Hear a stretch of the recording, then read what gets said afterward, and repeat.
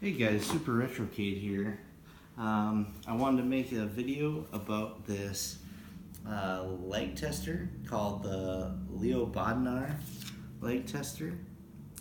This is a video signal tester. They make two forms of them. They make a 1080p model and a 720p model. And what this device does is it has two AA batteries in it.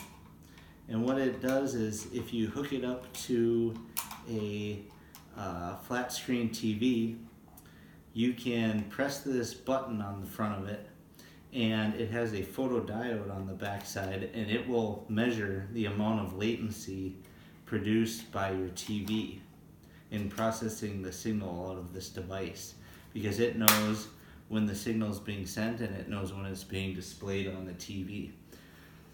So this device that I have right here is the 1080p version. I don't have the 720p version. The reason I bought the 1080 is because for a lot of my retro gaming systems I use the M cables, and the M cables do 1080, or they turn the signal into 1080p. So I thought that it would be better if I used the 1080p Leo Bodnar leg tester. I should also say that the Time Sleuth just was released by Citrus 3000 PSI, and I actually already have one of those, and there's advantages and disadvantages of that compared to this. That's a little different in that you can toggle between 1080p, 720p, 1080i, and 480p. It also has a programmable thing on the Time Sleuth where you can change what resolutions it'll output. And then another thing about it is instead of having batteries, it's USB powered, which has pros and cons. I kind of like how this one is battery powered, but the batteries wear out very quickly. So the Time Sleuth, I'll probably make another video about that, but right now my buddy is borrowing it, so I thought I'd make a video about the Leo Bodnar.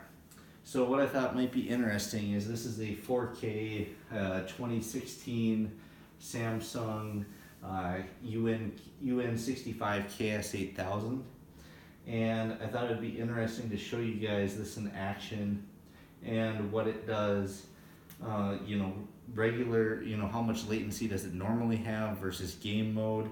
And I also thought it would be interesting to feed the Leo Bodnar through my Xbox One X and see exactly how much lag is on that video input on the back of the Xbox. So I'm going to start by just measuring the lag, or the latency. So you just hook it up to an input. I'm on HDMI 2. Then when you just press the button, it'll send a signal. And then there's 3 bars.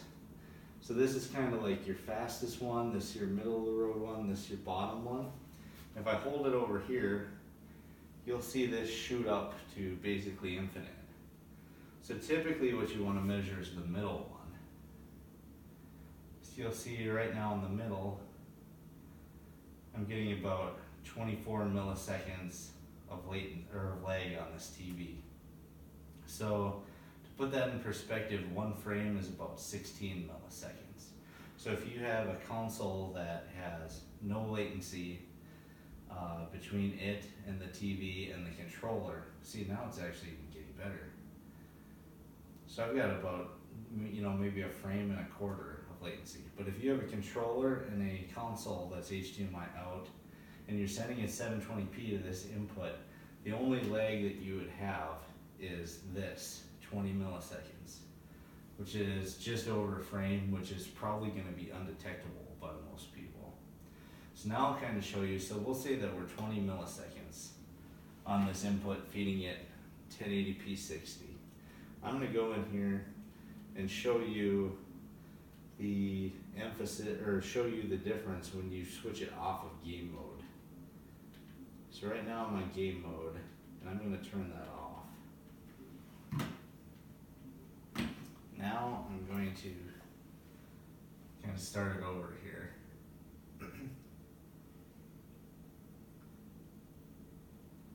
So I went from 20 to 113 milliseconds.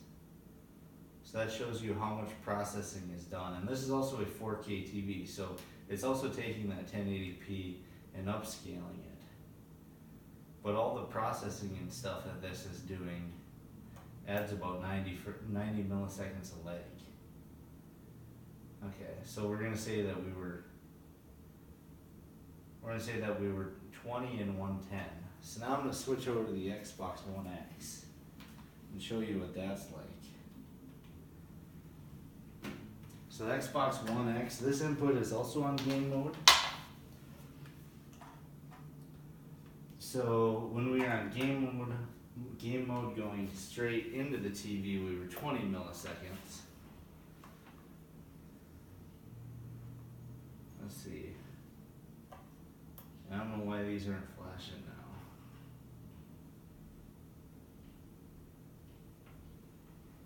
There we go. So on game mode through the Xbox One X adds about 70 milliseconds a leg. Oh. Or we'll say about 60 to 70 milliseconds a leg is the difference just being on, just going through the Xbox One X. So going through the Xbox One X is about, let's see, 60 divided by 16. That'd be about 4 frames of lag. And then if we switch this off of game mode,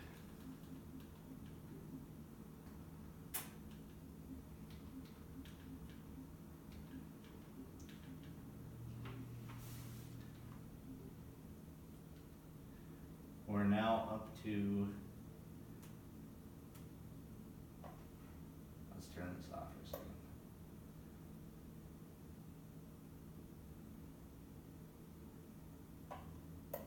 Come on. It's almost like the Xbox has to resync with it or something. Oh.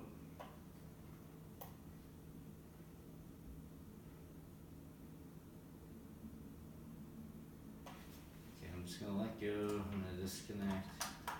See, I don't know if my batteries are getting low on this. A lot of times when you have weird problems with this, it's because of your batteries.